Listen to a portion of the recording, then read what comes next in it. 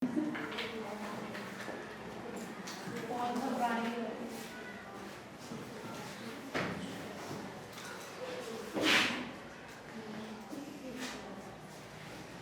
हमारा जो टॉपिक चल रहा है सिंटैक्स ना, उसमें हम सिंटैक्स ऑफ वर्ब्स सीखेंगे आज। कहाँ कहाँ उसको करेक्शन की जरूरत है। सबसे पहले तो जो हमारी टेंस हैं, according to the tense and sentences, उनमें हमें कैसे यूज करते हैं। हम कई चीज़ें टेंस पे बेस्ड सीख चुके हैं, है ना। डायरेक्ट इनडायरेक्ट सीखा, एक्टिव पैसिव सीखा, स्टोरी बनानी और भी बहुत कुछ। तो वो हमें याद होना चाहिए। जैसे हमें पास्ट इंडेफिनिट में सेकंड फॉर्म यूज करनी है, अफर्मेटिव में।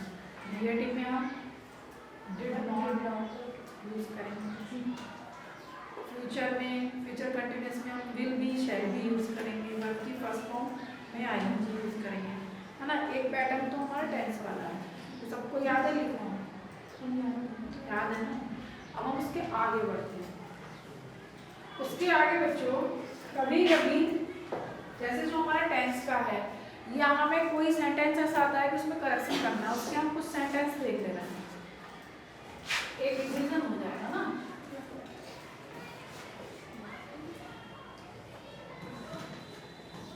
ये एक सेंटेंस है, he told me that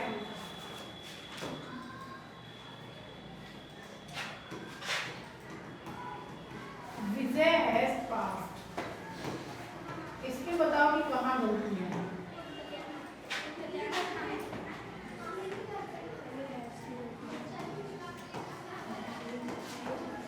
He said that the sun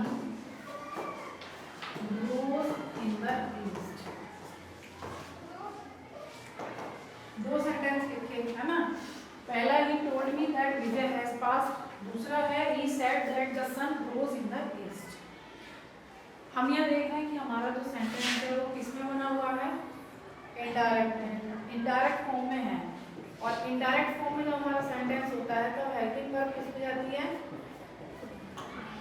यदि हमारी हेल्पिंग वर्ब क्या है, प्रेजेंट में है, तो किसमें जाएगी, पास्ट में जाएगी। इसलिए यहाँ पर हैड पास्ट है। दूसरा सेंटेंस भी हमारा क्या है, इनडायरेक्ट फॉर्म में लिखा हुआ है, और हमारी जो रिपोर्टिंग वर्ब है वो भी क्या है, पास्ट में है। लेकिन जो हमारा रिपोर्टेड स्पीच का सेंटेंस है वो क्या है, यूनिवर्सल ट्रूथ है। और जो यूनिवर्सल ट्रूथ होते हैं उसमें कोई भी चेंज नहीं होता है। इसलिए इन्होंने ये रोज यूज की है, वो क्या है, गलत है। यहाँ क्या है, राइजेज इन द ईस्ट। ऐसा नहीं है कि सूरज पूरब में निकलता था, आज भी निकलता है और कल भी निकलेगा।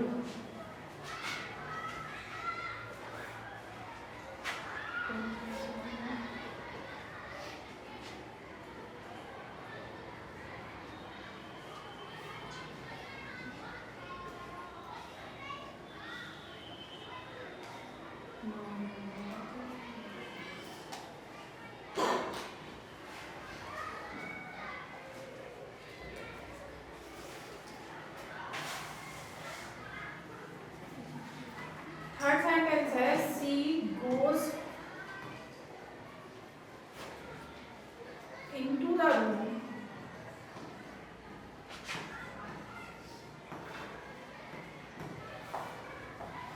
सी goes into the room so that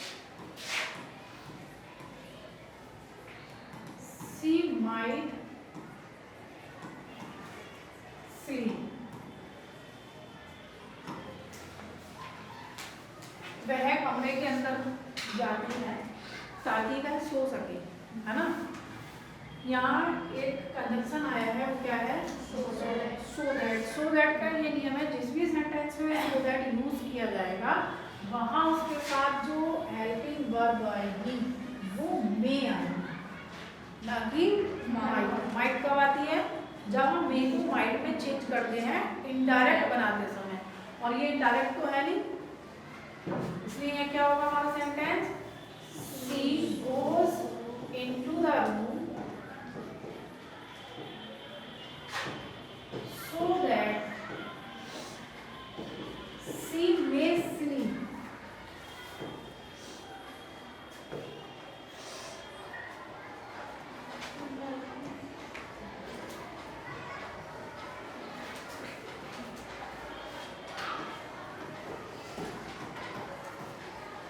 Sarika replied that her brother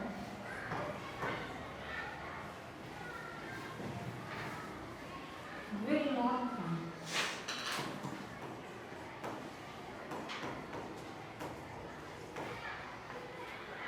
Sarika ने उत्तर दिया कि उसका भाई नहीं आएगा। ठीक, हम यहाँ जो ये है देखो दैट भी यूज हुआ है डायरेक्ट का, और ये रिप्लाइड जो है वो यदि हमसे क्वेश्चन पूछता है आस्क्ड और उसका हम जवाब देते हैं तो हमारे जो सेड टू है वो रिप्लाइड में चेंज हो जाती है, इसलिए ये हमारी डायरेक्ट ही फॉर्म है। सारिका रिप्लाइड दैट, और हम क्या करते हैं हमारी जो रिपोर्टेड स्पीच होती है यदि इसमें फ्यूचर में विल और शैल आते हैं तो विल और शैल किसमें चेंज हो जाते हैं, वुड या शुड में चेंज हो जाते हैं, इसलिए यहाँ पर क्या आएगा, वुड नॉट कम। ठीक, ये हमने 4 सेंटेंस देखे, यह एक दूसरी फॉर्म में भी आ जाते हैं। अभी हमें लिख के मिले, कभी कभी डेड डैश लग के आ जाता है और ब्रैकेट में दे दिया जाता है कि वो दिया है वो कि आपको जो उसमें सूटेबल फॉर्म है वो भरनी है।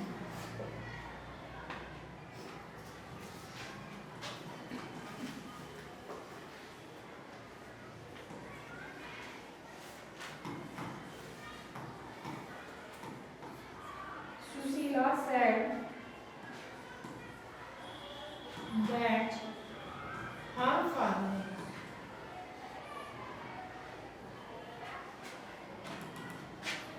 to Agra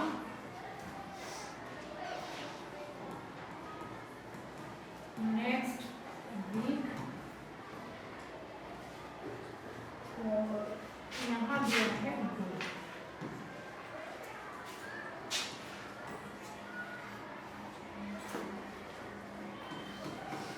I was told that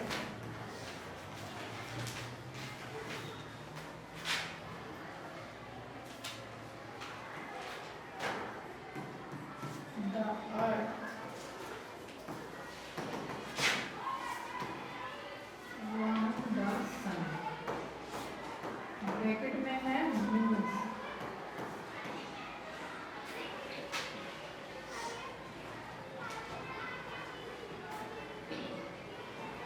और 7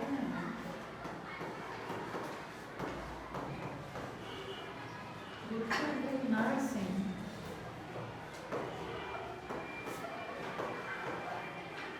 so that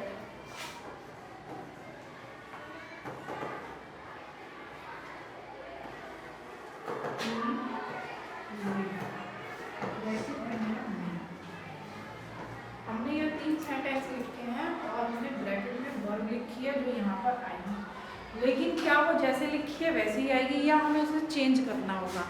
कैसे चेंज करेंगे? पहले हम अपने सेंटेंस को पहचानें। यहाँ यदि हमारा सेड दैट आया है, टोल्ड दैट आया है, यानी कि इनडायरेक्ट फॉर्म है। यदि हम यहाँ एक सेंटेंस छोटा लिखते हैं जैसे आई इन यस्टरडे, ठीक है, और इसमें हमें सी लिखना है। ठीक, ये एक अलग सी लिखिए क्योंकि ये सारे इनडायरेक्ट में है, ये टेंस वाली फॉर्म है। यहाँ हम देख रहे हैं कि हमारा सेंटेंस है आई इन यस्टरडे, यानी कि हमने कल देखा, और जब कल देखा तो वो किस में हो गया, पास्ट में हो गया। पास्ट में भी कौन सा वाला पास्ट हुआ, पास्ट इंडेफिनिट हुआ, है ना। तो हम इंडेफिनिट में क्या करते हैं, सी की हम सेकंड फॉर्म का यूज करते हैं, इसलिए यहाँ क्या आएगा, अब क्लियर हो गया। हमें अपना सेंटेंस को पहचान कर अपनी फॉर्म बननी है। यहाँ जैसे वह कह रही है कि Sushila said that her father dash to Agra next week। Next week आया तो इसका मीन्स फ्यूचर फ्यूचर में रहा होगा हमारा जो डायरेक्ट है, और जब फ्यूचर में रहा होगा तो क्या रहा होगा कि वो अगले सप्ताह जाएंगे और हर फादर है तो फादर के लिए हम क्या यूज करेंगे, विल गो, उसमें आया होगा विल गो, लेकिन यहाँ क्या है, तो यहाँ क्या भरेंगे हम,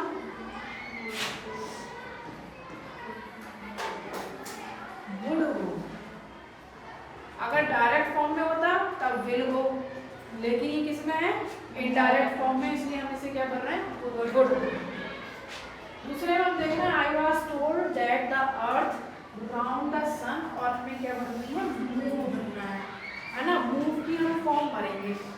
यहाँ क्या है हमारा सेंटेंस है यूनिवर्सल ट्रूथ, पृथ्वी सूर्य का चक्कर लगाती है, यानी कि प्रेजेंट इंडेफिनिट है, और प्रेजेंट इंडेफिनिट में क्या करेंगे, moves।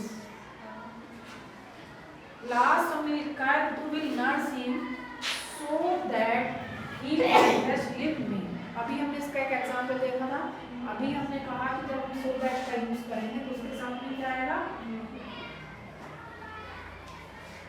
में, और अगर ये होता इसमें इनडायरेक्ट फॉर्म में तब यहाँ माइट आता है, इनडायरेक्ट फॉर्म में नहीं है, सिंपल सेंटेंस है। ये जो हमने 6-7 सेंटेंस सीखे ये हैं हमारे टेंस बेस्ड, है ना, सेंटेंस पे आधारित या टेंस पे आधारित। अब जो हम चल रहे हैं आगे वो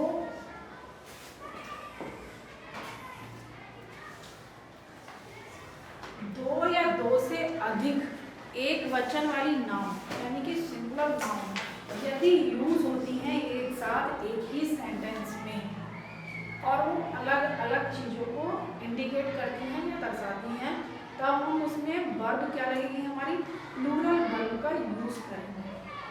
लेकिन यदि वो एक ही चीज़ को दर्शाएं तब हम क्या करेंगे, सिंगुलर वर्ब का यूज करेंगे।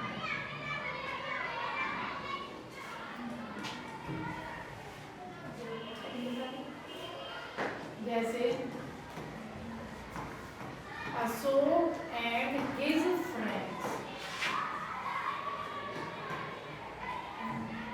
यहाँ देखो किससे जुड़ा है, एंड से। अशोक अलग है और उसके दोस्त अलग हैं, इसलिए उसके साथ क्या आएगी, प्लूरल, प्लूरल नाउन के अकॉर्डिंग वर्ब आएगी, इसलिए यहाँ पर लिखा जाएगा हैव अराइव्ड। यदि हम यहाँ हैज का यूज कर रहे हैं तो वो हैज क्या है, गलत है। क्यों आया है, क्योंकि अशोक अलग है और उसके दोस्त अलग है।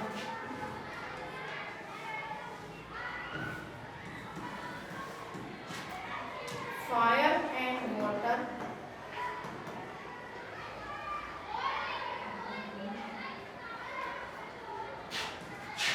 नॉट एग्री, दो की फॉर्म बनती है, पानी और आग क्या है, एक नहीं है या सहमत नहीं है, दूसरे के विरोधी है ना, तो क्या है, फायर अलग है और वाटर अलग है, इसलिए क्या आएगा,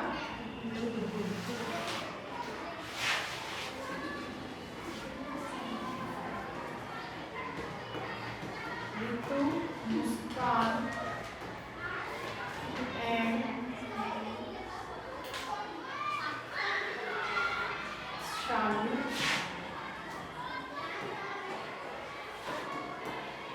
going to market।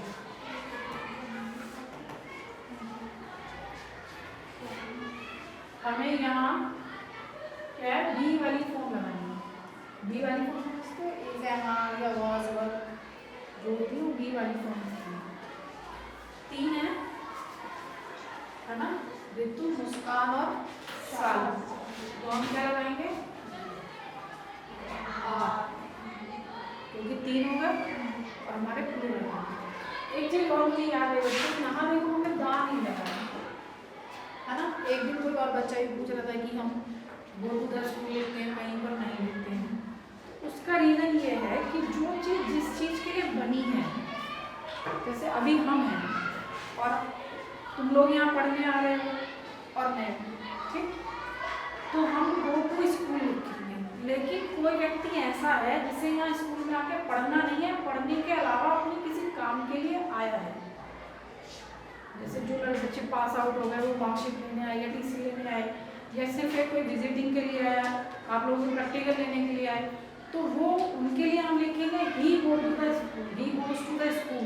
यही हम मार्केट के आगे हम दा का यूज़ करेंगे। स्पेशल कंडीशन में हो जा रहा है, यदि हम मार्केट जा रहे हैं तो जेन्युइन है कि शॉपिंग करने के लिए जा रहे हैं, तब हम दा का यूज़ नहीं कर रहे हैं।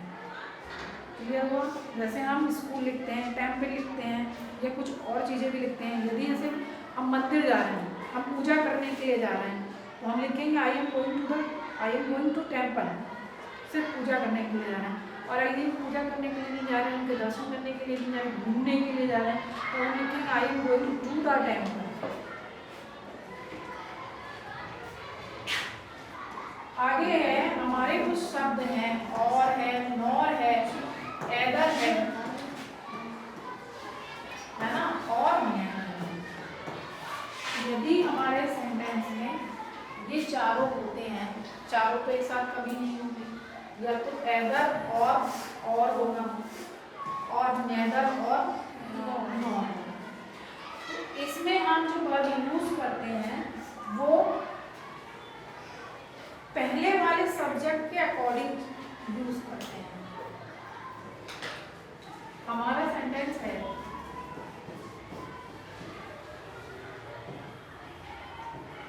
either Ram or Mohan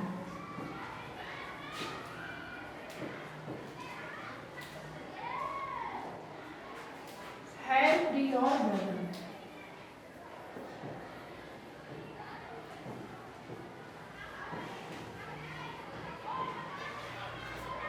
यहाँ हमने either राम और मोहन लिखा है ना। हमें यहाँ ये कंफ्यूज नहीं होना है कि दो लोग हैं तो हम प्लूरल वर्ब का यूज करेंगे। इसका मीनिंग ये है कि या तो इस व्यक्ति ने काम किया या इसने, यानी कि दोनों में से किसी एक ने किया, और जब एक ने किया तो हम कौन सी वर्ब लगाएंगे? सिंगुलर लगाएंगे। यहाँ पर क्या लगेगी? हैज, हैव नहीं लगेगी, हैज लगेगी।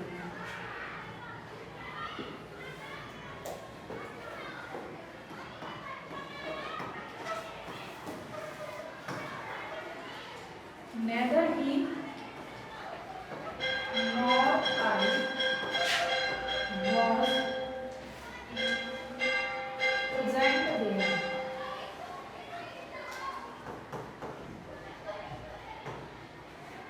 ना तो वह ना मैं वहाँ उपस्थित था, इसलिए हमने क्या लगाया है? was लगाई है।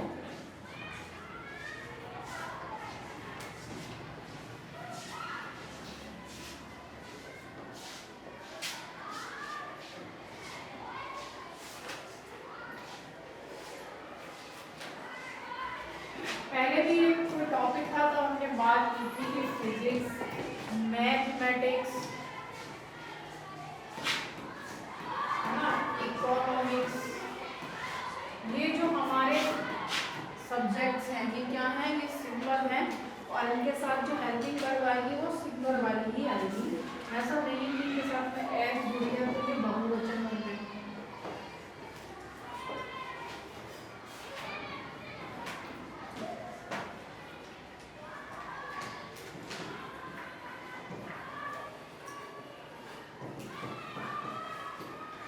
ये सेंटेंस है मैथमेटिक्स आर वेरी हार्ड।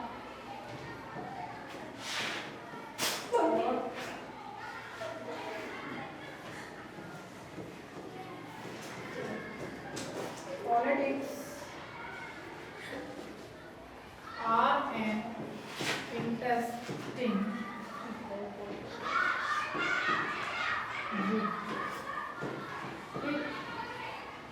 यदि हम वैसे देखें नॉर्मल में कि यहाँ एस को नॉमिनेट करके अगर हम देखें तब ये क्या है? आर का यूज किया है, वो क्या है? गलत है। क्यों? क्योंकि हमें क्या करना है? Politics is an interesting book और मैथमेटिक्स इज